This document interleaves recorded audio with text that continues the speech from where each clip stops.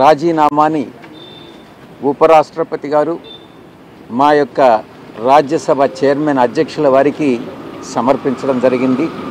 ఆయన ఆ రాజీనామాను ఆమోదించడం కూడా జరిగింది.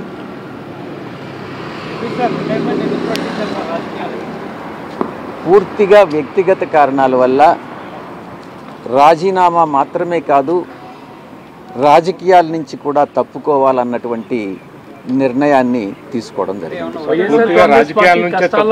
వైఎస్ఆర్ కాంగ్రెస్ పార్టీ కష్టాల్లో ఉన్న సమయంలో మీరు పార్టీని వదిలేసి వెళ్ళిపోయారనే విమర్శలు కూడా వస్తున్నాయి. వైఎస్ఆర్ కాంగ్రెస్ పార్టీ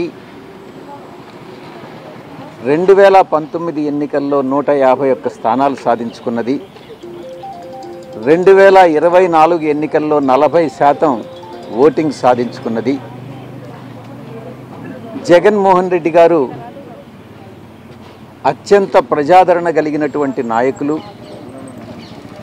నాలాంటి వాళ్ళు 1000 మంది పార్టీని వీడినా కూడా ఆయనకున్న ప్రజాదరణ తగ్గదు అన్నటువంటిది నా ఉద్దేశం.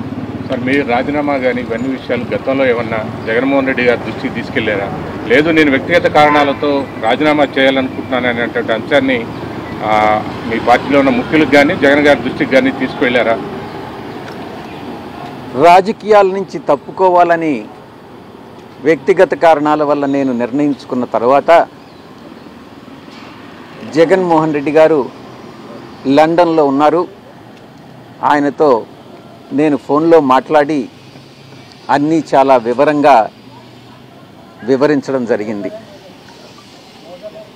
అన్నీ వివరించిన తర్వాతనే నేను ఈ రాజీనామా పత్రాన్ని అధ్యక్షుల వారికి సమర్పించడం జరిగింది. మీరు ఆ విషయాలు చెప్పినప్పుడు ఆయన ఏ రకంగా స్పందించారు సార్ జగన్ గారు? ఒక్కొక్కరు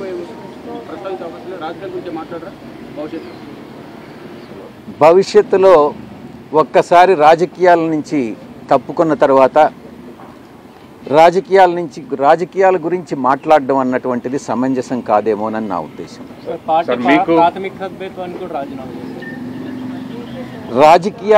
రాజకీయాల నుంచి తప్పుకున్న తర్వాత ఇక ప్రాథమిక సభ్యత్వం అన్నటువంటిది ఎలా ఉంటుంది? అంటే పార్టీ ఫార్మల్ ఇది ఉండాలి, రాజీనామా చేయటం అది వెళ్ళిన